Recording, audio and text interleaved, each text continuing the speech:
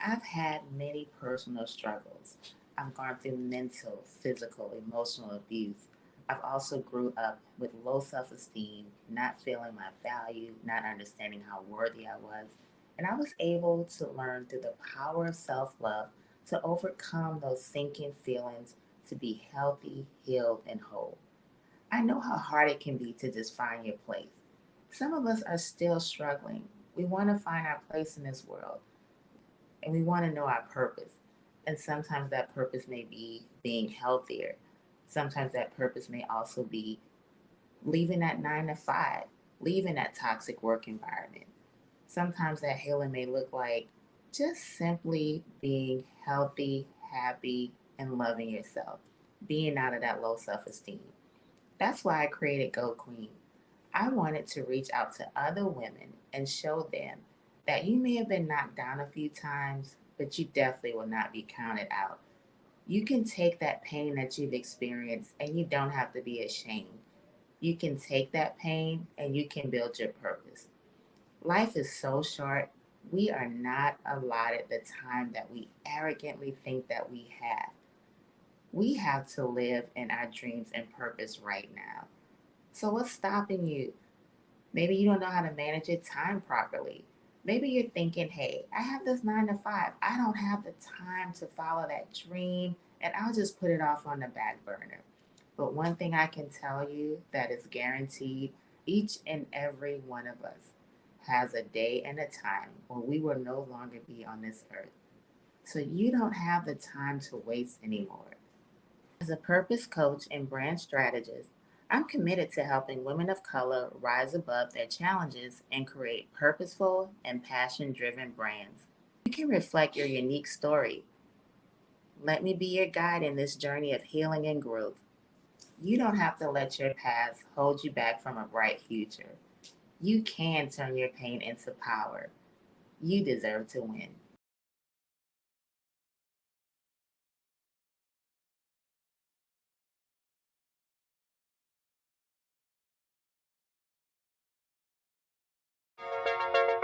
Uh-huh. Casmay, she's a queen. This is dedicated to all my beautiful queens, all my beautiful ladies out there. She's a queen. Go queen. You got it, girl. She's a queen. You better represent. Go queen. Go queen. Go. She's a queen about her business. Queen. Working hard on a mission. Yeah. Head high, purpose driven. Purpose driven. Crown will never tilted. Queen. Go queen, go queen, go queen, go. Represent, you're a queen, oh. So, thank you guys for joining another episode of the Key Chat. Today, I have a very special guest. Her name is Miss Ingrid Wallace. Ingrid is an executive coach, a DEI consultant, and a keynote speaker, and so much more. So, we're going to talk about her career and the great things that she does with executive coaching and learn a lot more about her. How are you doing today? I'm wonderful. Thank you. I'm happy to be here. Same here. I'm so happy to talk with you. So I wanted to go ahead and just get to your roots. So tell us how you began being an executive coach, what inspired you to start this. You have a very great, huge history and resume. So I definitely want to hear first, how did you get started? Well, I started in corporate America and do this on my own. I'd always been good at making people successful, helping them become successful. And at the time, I was in the company, I was teaching anatomy and physiology and medical terminology in the company. And I was also teaching executive courses. That's how varied this training department was. And I noticed that the course I was teaching would enable people to be promoted, from a clerical level to a professional level. But with the courses I was teaching, I did not get any people of color Hmm. in my classes because they were during the day and a supervisor had to allow them to leave and go to class. And so I noticed this and I kept getting the same people Hmm. and they didn't look like me. Hmm. So what I did was I decided I was going to run a class in the morning at 7 a.m. and in the evening at 5:30 p.m. after people got off work. And over the course of that 9 years, I got 700 people promoted to professional level. Oh, And there was nothing they could do about it. So, wow. and that's when I had my first opportunity to understand that I had some power to change things. Mm, And then I left corporate America and went out on my own, and I started working for a training company to learn sales, and then I went out to do my own stuff. mm-hmm, mm-hmm. But and I was able to do that very successfully. That's amazing. I love it. I love it. And I love how you mentioned that you didn't see people like yourself. So went out there and did something in order to help people like yourself. So Hmm. that's very admirable. So I wanted to ask you with your executive coaching, what are some of the average clients that you work with? And after you left corporate and decided to step out on your own, because obviously, like you said, you know what you're doing in helping people become successful. So, Hmm. with your executive coaching, who do you feel are like some of your average clients? My average clients are usually big, large corporations, many of whom you know. Like biggest, fast food company in the world or the biggest entertainment company in the world, and clients like that. Probably biggest communications company in the world. And I also have, I have clients that are from the top five, consulting and accounting firms in the world and places like that. But I also have smaller clients. Um, by smaller, I mean, maybe the largest pharmaceutical company in the world, and but I have other clients too. But I have gradually been able to be entrusted by them with their executives, Mm, and executives are interesting because at the very top it's lonely, yeah. and they need someone who will tell them the truth, and that would be me. What would be some of the most common pain points for those clients? Like, what are some of the top things that you've helped them with? Some of the top things I help them with is how to communicate with all of their employees, not just one group of their employees. I had one CEO ask me once about the Christmas party. He said, "Do you mind my asking why all the black people sit together at the table at the Christmas party?" I said, "Well, let me ask you. Do you ever ask?" No, he said, "People have asked me about it." I said, "Do they ask you why all the white people sit together at the table?" I don't think so. I said, "It's about affinity. People sit where they're comfortable. And if in your organization you made them comfortable, they would be able to sit with anyone. Mm, But anyone needs to be trained to make them feel comfortable." wow, that is something else. I think because I worked in corporate as well, and I know my experience with some CEOs, they are out of touch. So Hmm. there's no other way to put it. And I think there's a huge disconnect sometimes from CEO to managerial to people under that level. It's just like some Hmm. huge disconnect. So that's very interesting what you mentioned. And I definitely worked at a company where it's very little minority. So I know that's a whole different, Hmm. set of pain points for sure. So I Hmm. want to dive into with the master class that I read that you have. So Hmm. please tell us about your master class. What does it offer, and what are some of the biggest accomplishments with that class? Well, that master class is coming up in August. We don't have a date for it yet, but it's going to be on something we call the care principle, and it's how you engage people effectively to get them to know you better, no matter who you are, no matter where you come from. It is for executives to understand how to engage those people who work for them. And it's consideration, awareness, respect, and engagement. Mm, That's what care stands for. And we say that you have to care is a verb, mm, and you have to exercise it in a way that is intentional and in a way that is ethical and in a way that produces positive results for everyone. And it is a system, that I've used with many of the companies. And I learned it. I actually developed it after having worked with Walt Disney Corporation a number of years ago. And I observed what they did. I observed the fact that everyone was included in everything. and all the decisions that were made in the entire organization, everyone had an opportunity to contribute to those decisions. And I thought that was really fascinating. And I developed a system that I piggybacked upon that. And that's called, peer dynamics, and the care principle is a part of that. Mm, wow.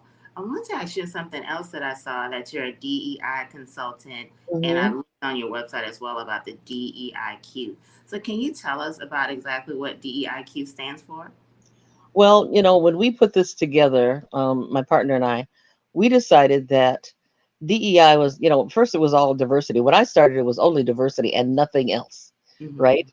And then all of a sudden, they just said it was diversity and inclusion as people got more, you know, into it. Now they decided it was diversity, equity, and inclusion. So it has evolved to this point: diversity, equity, and inclusion. But it's DEI. And we decided that within that DEI is EI, that's emotional intelligence. And then we put the Q on it, is what is your emotional intelligence quotient for diversity? So we have a tool that we can go in organizations and we can talk to them, and then we can say, what is your DEIQ? How good are you at making sure that people of color have the same opportunities as other individuals in the organization, through the way they are engaged, through the way they are trained, through the way they are supported. Most times, um, Black people are not successful in organizations for long term. I mean, we have every now and then a CEO put here and put there, but they leave. And executives leave organizations because they don't have a support system. So we go in and try to show organizations how to build a support system to maintain the talent of color. Mm. Speaking of, I wanted to ask you, kind of diving off a little bit, but just over the past few years, especially since the pandemic, a lot of people of color are being more vocal about some of the challenges that they face in corporate America, and particularly women of color. Mhm. Like we're like the magical pet in a sense. Like they want to put us up there on the pedestal, but like don't get too ahead of yourself.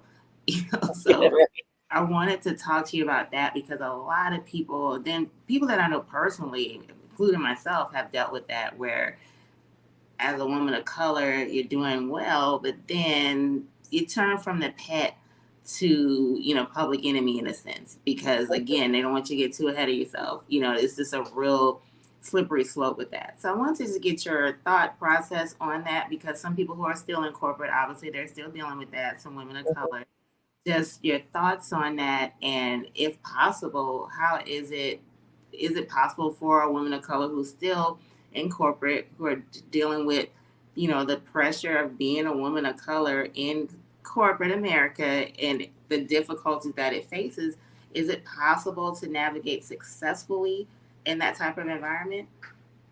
It's possible. I'm not going to say it's easy, but it's certainly possible.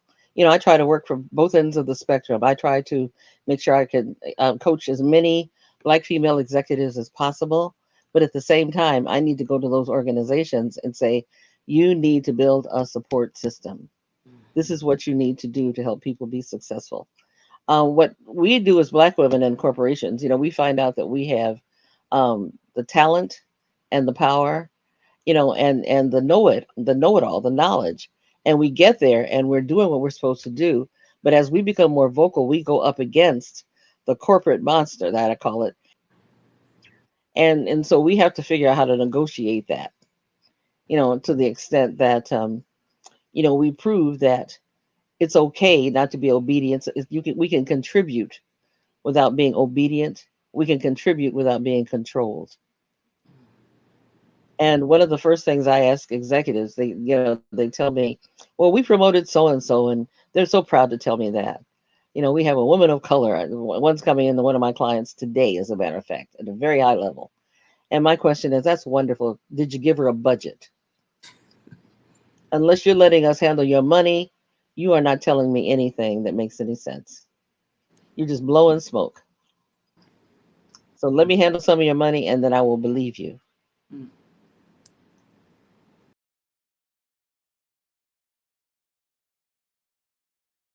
Running a small business can be very hard. Entrepreneurs wear so many hats: marketer, appointment setter, content creator, consultant.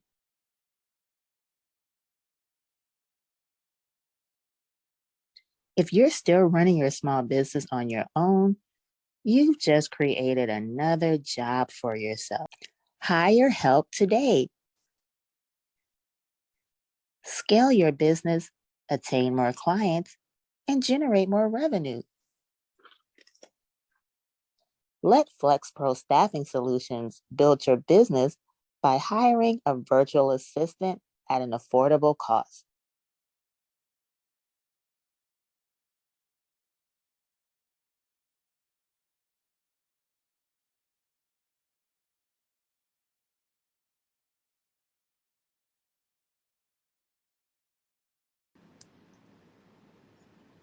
Speaking of, that's my next question as well. In addition to that, women, and this is beyond color, women in general in Hmm. corporate America are not paid equally. So then you throw in women of color too. So that makes it even worse. Yes. In addition, I have talked to people in the past that have talked about ways to successfully Hmm. negotiate your salary. Is it possible? Have you had any, experience in that on how women, and especially women of color, can be paid fairly in corporate America? Number one, we can ask for it. We have not been trained that, we deserve it and we should ask for it and get it. Those are three things: deserve it, ask for it, and then expect it and get it, right? So the problem is, and I have a client right now who's gone back to very high level corporate job. Mm-hmm. And I said, okay, ask her for $200,000. She went asking for $160,000. I said, did you get the two? No. Why? Well, this is good. I said, no, it's not. It's not good. I mean, it's good if you feel that it gives you what you need, but it's not what you deserve. So I think that's one of the best illustrations of why we are not paid, the same. I mean, as long as someone can get away with it, why not, right? Mm-hmm. As True. long as somebody can say, I'm going to pay you this, and we go, okay, it's fine. But we have not been trained to ask for what we deserve. That is something powerful. I think too, on the flip side of that, I think sometimes they don't feel comfortable asking, quite frankly, maybe because Mm, they've been conditioned, you yes, know. I think that's part of work culture sometimes, well, toxic work mhm, culture. I should say it's like the conditioning to not speak up, it to is. not It is. ask, to not think that you can even move on. I think sometimes it's a I mental, agree. I yeah. agree. You're very perceptive there. Um, it is conditioning, and I teach a course called um, managing with responsibility, and it is amazing how people don't take responsibility for themselves. Mm, Okay, and one of the things I learned, I went to I was at a convention, and one of the guys walked up to the table, and he had General Motors vice president. I'm like, oh, that's pretty cool. This was a number of years ago, and I asked him. I said, but he asked me. He said, why do I want this course? And I said, I think that you need this course if you can tell me where in General Motors you really are committed to Black people being successful. mm, And he looked at me. He said, that's an interesting question that you're posing. I said, yes, I want to know where in General Motors is to your advantage for Black people to be successful. And he said, I have to think about that. So he left. I didn't think any more about it. A week later, I got a call from him. And he said, I got a place. And it was the Black Dealers Association, Black car dealers. Ford, Chrysler, and General Motors all have special training for Black dealers because they don't have parents in the business who pass those businesses down. So very successful black men at the time, and now black women, very successful black men at the time were able to be successful in the environment where they were in corporate America or someplace else, and they had enough money to enter into this dealership game. So, but in order to do that, they had to go through a training for 2 years away from home, usually with some white dealership somewhere. They had to maintain their own home and the new home where they're training. And this was for 2 years. And Ford, Chrysler, and General Motors had those programs. And they all eventually invited me to be part of those programs. So they saw me in the beginning and for orientation. They saw me in the middle. These are management courses I'm teaching, but I'm teaching this managing with accountability and responsibility, or leading with accountability and responsibility. And it's about how not to blame anyone. You know, your mama didn't do it, your daddy didn't do it, your community didn't do it. You have to figure out how you're going to make yourself successful in spite of or because of whatever you have done in the past. Mm. And so I ended up training 400 black dealers across the country over a period of about 10 years, many of whom were successful and many weren't because the system is not set up to make us successful. But many were, but too many of them were not. Yeah. But it's an opportunity. You know, it showed me that people could get together of color and be so powerful. I would have a room full of men and ultimately black women who together could run General Motors. You know, they were officers in accounting, they were officers in finance, they were officers in human resources, they were officers in sales. They could run that kind of organization from that room. I wanted to also ask you, because we've definitely having a great conversation regarding Mhm, just some of the things that people face in corporate America from the employee perspective, in additional to the actual CEO. I wanted to ask you as well because again, there's a lot of conversations going on, especially if you go on LinkedIn. People are expressing, pros and cons of being in the corporate environment, things like that. mhm, And I know, like, obviously, you've worked with CEOs who some of them they want to change. They may want to get more in touch with their company, their employees, to have a better work environment. On the flip mhm, side, again, as I mentioned, a lot of people are vocal about how they work in toxic work environments, things that aren't necessarily healthy. So, from mhm. the perspective of the manager, let's say a manager really wants to connect. How can a manager be an air quote good manager? How can a CEO be an air quote good CEO that can truly Mhm. connect with their work staff? Well, I think number one, being honest, being clear is 99% of it. I have two small books that I'm publishing, and they're on my website. And one is followership, and it's about followership. How does an employee become a good follower of a decent leader? And it's called the Universal Great Employee Handbook. But the other one is for leaders, to become good leaders so people will follow them. And that book is called There's a Great Employee in There Somewhere. In other words, the onus is on that leader to find it in the individual that they're managing and leading, to help them become successful. And the two pieces of knowledge should come together, to help someone who wants to be a manager or a leader and give them some tools to help them do that. And to give that executive the tools to help that person become, more successful in their job.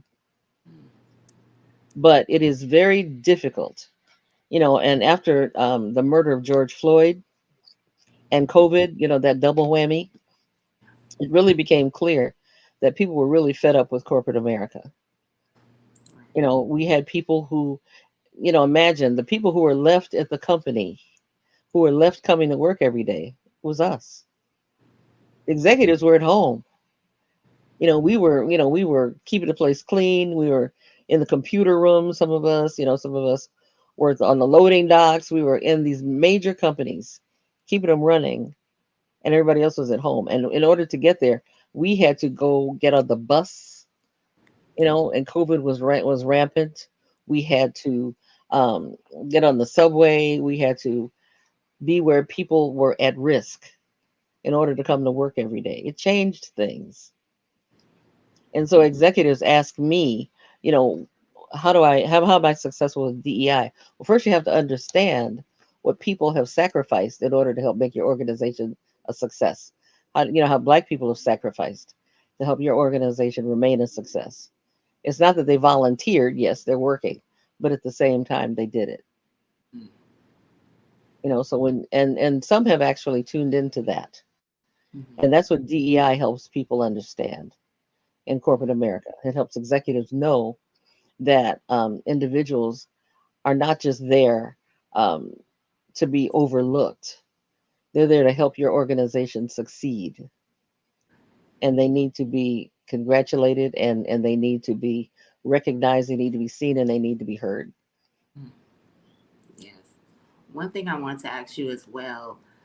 So, as we mentioned with COVID, Black Lives Matter, again, corporate America, people really, it was just like a scene out of a movie where it turns from black and white to color. People were just like really expressing things that they were dealing with, mental stress, emotional abuse sometimes, just things they were going through, Oh yeah. at their job. So I wanted to ask you, so a lot of people obviously the great, work migration happened. People were leaving, exiting their jobs. Hmm. So there is, I want to say, let's say there's a middle, right? Because I always tell people not everyone has to leave their work environment. Entrepreneurship is definitely not for everybody. That's another job. Okay, so it's It sure not for is. everybody. But there are people who, there's a difference between, how does a person, let's put it this way, how can a person basically identify where they're at a company who just may simply need some work, they just maybe need to have a conversation with their manager for improvement, Hmm. or how can they know where they're really at a toxic work environment where they just should really truly move on?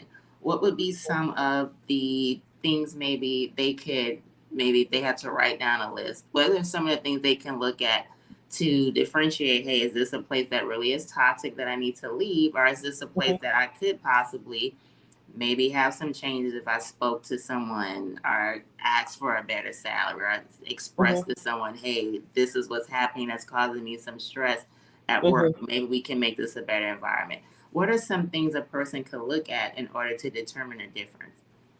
That's a great question, Shonda, because I'll tell you, I think that you have to look at the workplace itself. Is it a place that makes you uncomfortable just being there? Okay. What does the place do? Is it in line with your values?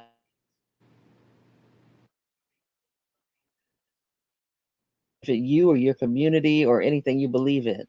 Number two, who are you working for, and who are you working against? In other words, who is supporting you or not supporting you? And when you feel more supported than you feel less supported, and the organization feels like a fit for you, that's worth fighting for. When you're working with an organization, where you feel more unsupported than supported, and it's not a fit, that's when you need to start questioning where you are. I don't know if that makes sense, Yeah. but there are values. Yeah, corporations have personalities too, and some of them are the pits. Some of them have. Yeah. I could name you, but I won't. Some very large, very famous corporations that have terrible personalities. Wow. You walk in the door and you can tell. You can tell by the way you're greeted or you're regarded or questioned. You can tell, whether you would be valued there or not right off the bat. Mm. And people are swimming around in that environment every day. But it's not so easy to leave. Right. You're right. Sometimes you have to ask and you have to manage up. And I mentioned those two little booklets of mine. They give people tools. How do you manage up? How do you speak to someone? How do you give them feedback in a way, that will you can maintain your dignity and your job, but they still know what you need and how you feel. There are ways to engage people, to allow them to do that. But managing up is something huge, And I'm finding out in some organizations, people have not learned how to do it. They say if you can't lick them, join them, then lick them. So, Right. I wanted to ask you another question, which is a topic that I think a lot of people who, as you and I know, that are familiar with corporate. So I want to ask you a really hot question. okay. This is about human resources. Some people say human resources is not for the employee, it's for the employer. So I want Mhm. to ask you your opinion on that. Is human resources really there to truly work with an employee when there's some work issues? Are they really there for that? Are they there to be an advocate for the employees, or are they really there to protect the companies from being sued for things that they know are wrong? What truly is HR's role, and are they really living up to that? Because I know a lot of people say, hey, do not go to HR, something happens, it's going to backfire. And I know that's a big hot topic. So what is your take on that? Well, I could give you a blanket answer pretty easily, and I could say HR is for the organization. It was better when they called it personnel. You understood it better. Because they're hiring people. But now HR has a lot of other functions, benefits and for people to understand what the company has to offer. But I promise you that what happens in HR is you get organizational um, benefits for the organization, but every now you get an individual, who can explain those things to someone in the organization who is having an issue or having a problem, and they can do it in a way that they are actually protecting the person. That usually is going to occur based on the personality of HR, if that makes any sense. There are some HR organizations that truly have people who care about employees. There are many and most who don't. But make no mistake about it, HR is for the organization. Mm. It says human resources. It might as well say finance. Money resources is finance. Human resources you know, is about assets to the organization. Well, thank you for clearing that up because, again, I know like a lot of people, I mean, I know from personal experience, you thinking HR is one thing and it's really another. And Hmm. it's an unfortunate thing because, again, I think when people are in particular work environments, especially a toxic one, you want someone that you can trust, that you can go to, that can possibly help, in that environment and make things Oh yeah. better. But unfortunately, a lot of people are learning the truth about HR. So that's Sure. something that I thought would be really valuable to ask you for sure, your take on HR. So I wanted Hmm. to round out everything. This platform does talk about self love, and self love really is the fuel, is the key for a healthier life. Self love is something that can help a person determine, I deserve more at this organization. I put in my time, my years, and I'm not going nowhere. I'm going to go and talk to who I need to talk to and work for everything that I put in my time in. Self love also is the key that may say, hey, this ship is sinking and I am better than this and I actually Hmm. can leave, whether that's to go be an entrepreneur or whether it's just to simply find another organization who will appreciate me or pay me what I'm worth. So I wanted Hmm. to ask you, just with all your experience, everything that you've done, how do you define self-love in the career field? How do you define it, and also what role has it played just in what you're doing? You're helping a lot of people to hopefully make things better for them, and which you have proven. So how do you define self-love, and what role does it play in everything that you're doing?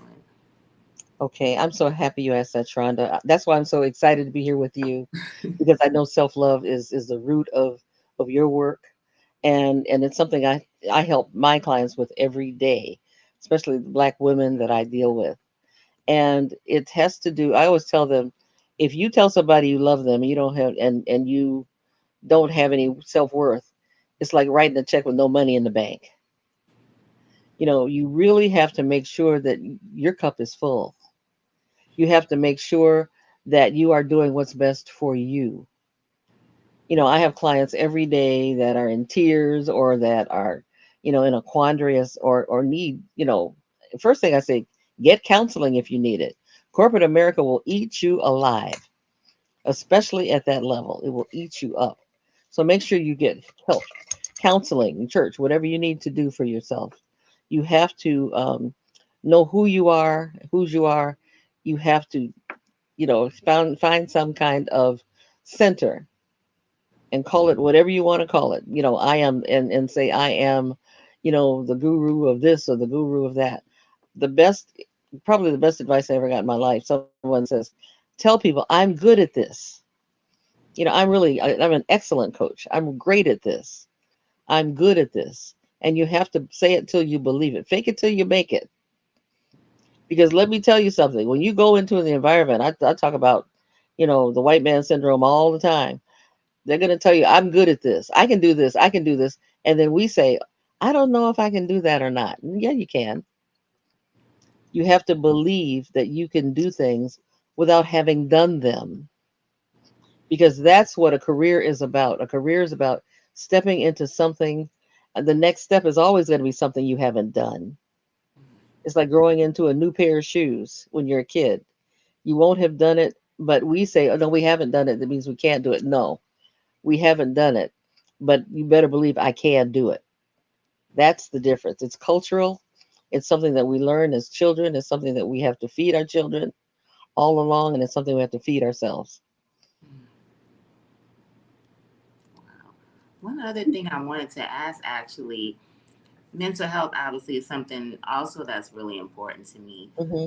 And how can companies, I guess, address mental health on the job? Because again, a lot of times people are going through a lot of emotional stress, Hmm. anxiety that is work related. People are workaholics. They're, the stress of even being underpaid. So many things at your work environment obviously factor into your mental health. So, Hmm. what can some of these companies do in order to cater to employees' mental health? And also, the second part is for employees who they may be in a stressful environment. Let's say they aren't in a stressful environment. They still need to take care of their mental health regardless. If they have a job that Absolutely. they're doing great at, they can also Hmm. be overworking themselves and not realizing. They may obsess over work. Some people take no time off. So I guess the bigger question is how can mental health be catered to in the work environment? Well, number one, I think when I'm talking to organizations, I stress that people need to be seen, feel like they are seen, and feel like they are heard. Because probably the greatest um, place of depression in America is the corporation. Black people are depressed in these arenas where they're not valued. Nobody acts like they hear them. They don't see them. They're not paid as well as others. We have a problem, with being valued. So that's why we have to get ourselves valued. We have to figure out how to feed ourselves. And one of the ways I mentioned therapy is a way to do it. There's a lot of self help books. There's some self help books out there. For us, the women's expos here, the Black Women's Expos here with the Adela Van Zant, you know, hang out with other Black women, who are trying to do something, and who have aspirations. Get energy, because energy, I'm a big proponent of energy. I think that a positive attitude means that energy is flowing in the positive direction of producing a result. A negative attitude means energy is flowing in the opposite direction of producing a positive result. So you have to make sure your energy is going in the right direction. And you can do that with the help of other people who look like you, okay, who have the same experience, and see what's been successful for them in the workplace. Find women of color and ask them what has worked for you. But we also have to make sure that we reach back and reach around and take our arms and surround other women. I was president of the League of Black Women here in Chicago for a number of years. And I always said that whether you're up and coming or off and running, you need to be a member of the League of Black Women, because sometimes you're the teacher and sometimes you're the student. Wow. That is very powerful. I'm very big on energy as well, and positive energy can make or break a person. And That's positive right. energy is extremely important to our Mm. mental health, to our physical health as well, because it's all interconnected. So if you're stressed out mentally, you're going to be stressed out physically. That's People are right. going to have this high blood pressure for no reason. That's right. So it all ties in together. So Mhm. energy, being positive, having a positive outlook at your job, also being in a positive work environment. I know we've all probably had that experience where some of the older employees, and I mean older as far as tenure, someone that may have been Mhm. at the job longer than you, they Mhm. sometimes are negative, and it's like, oh my, like no one wants to really hear that, So Right. and on the job, even your whole environment, it all makes sense on how you can have a positive work experience or a Hmm. negative one. And energy is extremely important. So I It wanted to is. lastly ask you, what has been some of your biggest accomplishments in your career doing coaching and working with these different companies, also having opportunities to be an inspiration for people of color who are on the job in corporate? As we know, you're very familiar with the things that we have to deal with. What have been some of your biggest accomplishments and the experiences that you've had with all the people that you've worked with? Well, I'm very fortunate in that I've had every client I've ever wanted. You know, and in the beginning, I wrote them down. Walt Disney, United Airlines. Ford, Chrysler, General Motors, blah blah blah blah blah, on and so forth. And I've always had fabulous clients. But I think the thing that has given me the most pleasure, and the most fulfillment, is the fact that people ask me to do things based on how I treat people as opposed to what I'm successful at doing. One of the first things that I was asked to do, I tell people I'm coaching all the time that it's going to be courtesy and politeness that's going to get you where you want to be all the time. I don't care how successful you are, it's courtesy that's going to make people want to open that door for you. And I think that one of the first things I was asked to do, somebody walked up to me and said, Ingrid, you're the person for this. The president of Ghana is coming to Chicago and we're going to have a state dinner. And would you please, take the first lady of Ghana and have a luncheon for her? I said, okay, I can do that. So I did that. And then the next thing they asked me, they said, Nelson Mandela is coming to Chicago and Detroit right after he gets out of prison. Would you help with that? And I ended up being in charge of protocol for that. And I was able to do that. And then someone asked me, um, just before he got out of prison, when I was president of the League of Black Women, there are 130 professional South African women who were teachers, doctors, and social workers and lawyers wanted to come to Chicago. This was during apartheid. I had to work with the embassy, the South African embassy, full of apartheid people. And we brought them to Chicago for 2 weeks. Those are the kinds of things, the offshoots. I was working with two CEOs, one black and one white, and they're both males, and it's lonely at the top, and neither one of them got told the truth. CEOs, they don't get to hear the truth, so I assigned them one another. I said, you need a friend, okay? Both of you need a friend. I assigned them, and they became great friends. They traveled together, played golf all over. Those are the kinds of things people. I guess the bottom line is people trust me to do these things, and I try to make sure that I can deliver, and I don't deliver the thing, I deliver myself and my integrity and the truth.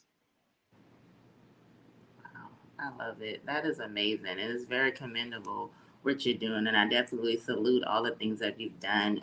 Corporate America can be an extremely lonely place for people of color. It can Yes. be a, a thankless place sometimes for us. So I definitely appreciate what you're Mhm. doing. So tell everyone how they can connect with you, how they can learn more, of course, about your upcoming masterclass. Tell everyone how they can find you, your website, and how they can connect with you. And what's next?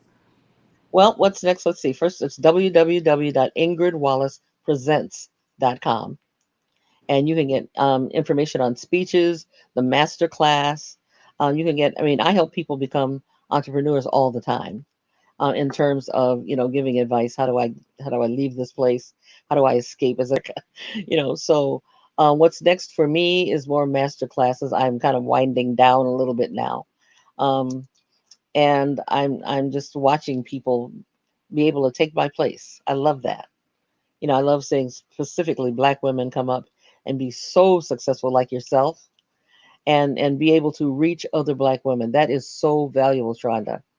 Reaching out and embracing people who look like us is tremendous, and I will always do that. And on my website, as I said, I can be contacted anytime, and I love to hear from people, especially ones who look like me. Awesome. I love it. Thank you again. This has been a great conversation, wonderful information, and I do thank you again.